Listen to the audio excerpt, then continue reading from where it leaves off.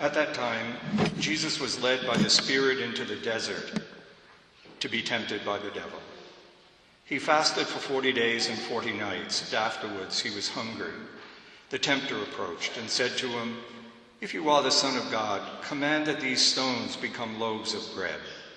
He said in reply, "It is written, one does not live on bread alone, but on every word that comes from the mouth of God." Then the devil took him to the holy city and made him stand on the parapet of the temple. And he said to him, "If you are the Son of God, throw yourself down. For it is written, he will command his angels concerning you, and with their hands they will support you, lest you dash your foot against a stone." Jesus answered him, "Again it is written, you shall not put the Lord your God to the test." Then the devil took him up to a very high mountain and showed him all the kingdoms of the world in their magnificence. And he said to him, "All these I shall give to you, if you will prostrate yourself and worship me." At this Jesus said to him, "Get away, Satan. It's written, the Lord your God shall you worship. Him alone shall you serve."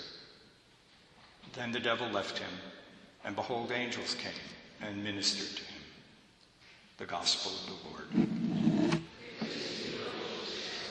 First of all, if you just think back to a few minutes ago when I posed those two questions to myself and to you, what part of my life most connects me to the death of Christ, to the crucifixion, and in what dimension of my life is the risen Christ most real and present? If nothing came to mind during that short silence, it's a sign that you're living your life too distractedly, too superficially. You're not attending enough to your life, because the first question has to do, obviously, with in what way do I need to be rescued by the death of Christ? In what way am I a sinner who needs to be saved? And the second one, where in my life is the freedom to actually live this gift of the life of Christ, this identity between my mind and heart and things, and the risen Christ who said he'd send? That requires a level of depth. You can't live superficially as a human being and encounter God. You can be anything else except superficial. You can be bad or good or rich or poor, successful or not.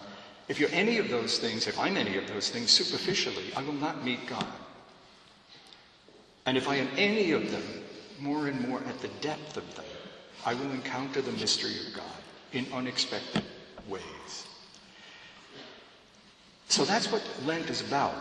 As I mentioned at the beginning, Lent is best imagined as an interior pilgrimage, a pilgrimage into the depths of human life, not just my private life, but my life with you, with other people, into the depth of it, the place where it begins to touch the mystery of God. And Lent is a journey into that place in my life where I am touched by, live with, connected to the mystery of Christ. Lent is about Easter. So it's about Good Friday, too. Obviously, it's one mystery. Lent is about living with the things I have, my desires, my needs, my hopes. That's fasting. Lent is about the stuff I own, the gifts I have. How do I live them? What's the depth of them? That's about almsgiving.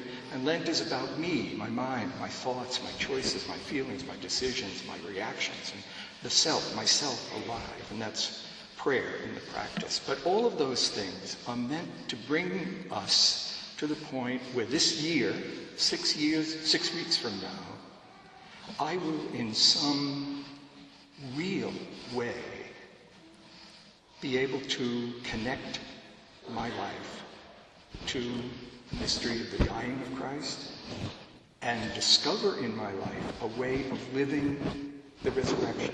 That's what the first prayer said, right? So, I think one of the biggest obstacles to our living Lent shows itself in a reaction to these first readings. And that is, I think when I was preparing this, I thought my reaction to this reading primarily is, this is all about a life a lot bigger than mine. If you were thinking about where your sin is to be rescued by Christ, most people I know, and probably most people here, I mean, there are very few people here who do obviously enormously evil things.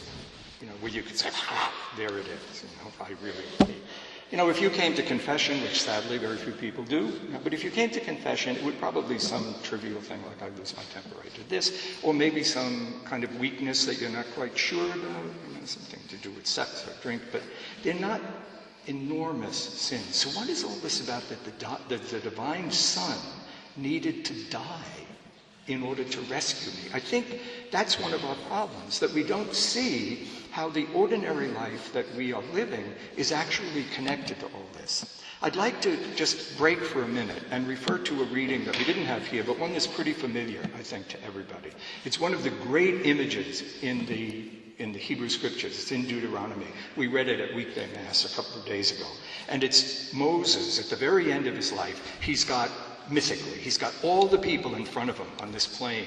And he reminds them what the covenant is with God, and the possibility that they can choose to commit themselves to this covenant, and that God will commit himself to them, and they will actually live together. They will form a people. They will be his people. And this whole great image. And then he says to them in this wonderful kind of hieratic thing, I put before you death and life. Choose life. Now, it's obviously it's a ritual passage, you know, it's meant to be. And you don't, but if you just look at it in a kind of ordinary language, why did they need a hint? I put before you death and life. We choose death. No. I mean, who would do that? Okay? But aside from the fact that it is just ritual and a powerful ritual, choose life, I think there's a really important undertext here. And that is, Moses is reminding them that even though they will not be confronted day after day with here's death and here's life, they will be confronted with small choices that are choices for death or life. And that if you see yourself, your life, against this horizon, you will begin to live at a depth where the choices, the ordinary choices you make, political choices, food choices, friendship choices, will be, for Moses and the Jews, a choice of life rather than a choice of death. Well, the same is true of the readings today. We're presented with two enormous, powerful, mythopoetic, if you would, epic poetry. The poetry about the primal sin and the poetry about the presence of temptation in our life. Now, these are obviously not history. That would be to trivialize them, that this is some story about two people somewhere who did this. No. This is a poetic presentation to us of something so real and profound in us. It's about us. That's why St. Paul says we all buy into this. This is us. This is some fundamental and deep characteristic of being human. It doesn't say where it comes from. That is to say, it has the refusal, one way you can describe it. It is in all of us the refusal to love, the ability to refuse to love, and in fact, the penchant to refuse to love. In all kinds of ways. Think of the trivial things you would say if you went to confession. Aren't they all that? Why are we so inescapably that? I want to just suggest a couple of things. One thing about living with this image of Adam and Eve. These people who were given us, these two, but we stay with the story. They're given this enormously ideal life. They're given all they need. They're given more than they need. They're given intimacy with the animals and one another. They're given intimacy with God. What was it in them? This is the question I have. Why did they believe the serpent? What was it in them? That's what this story is trying to get at. Not the act of disobedience, but what is it in us that would make me, in Moses' terms, choose death, and frequently choose death.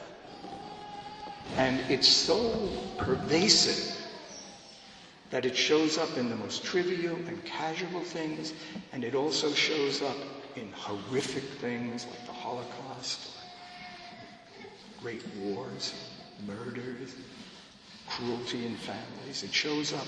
What is it in me? But I'm connected to it. I'm not a murderer.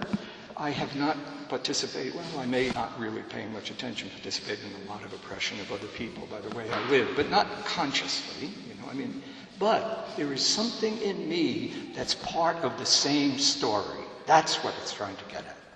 It's part of the same story. We're all in Adam, St. Paul says. We're all part of this story. The journey into the place in myself where the crucifixion of Christ is necessary. But then you have on the other side this great poetic images of the temptation. For me, the best way to think about temptation is this. It's not, Jesus wouldn't be tempted in the sense that he was weak, like he couldn't give up a drink or something, He's not tempted that way, or he can't control his sexuality or something, or he's avaricious. He's tempted because all human life consists of temptation. You either choose to be human or you don't. By the end of Lent, and certainly by the end you leave Cornell, by the end I leave life, we will be either more human or less human than we are today. It is not automatic. You're not automatically you choose to be human. It's a possibility. It's a task. So you go through things which make you more human or less human. Those are the temptations. And so the story of Jesus is not just a story of him. It's obviously a story of the Hebrew people because Matthew reflects the things that went on in the desert. They needed food. They looked for water. They wanted miracles. It also reflected what went on in Jesus' life. People wanted him to feed them. People wanted him to do miracles. People wanted him to be king. They wanted him to be relevant. They wanted him to be popular. They wanted him to be powerful. You want to be popular. Me, I want to be relevant. I want to be, in some way, to my own life, powerful. All temptations. In each of those parts of human life, I will either choose God and humanity, or I will exercise this mysterious power to refuse that. And I will choose against him. Not that I'll be so conscious of that all the time. But that's what these myths are trying to say to us. This is you. We're on the beginning of this pilgrimage of Lent. Pilgrimage into the depths of our own life, together and alone. The places where our life touches the crucifixion of the Son of God and the resurrection and glorification of the man Jesus Christ. It's as if Moses was standing in front of the whole church at the first Sunday of Lent and says, I offer you Adam or Jesus. Which do you choose? How do you learn which to choose? How do you recognize which you have chosen? And for us here in this church, do you recognize that in a few minutes it will be the Christ himself risen that you are offered?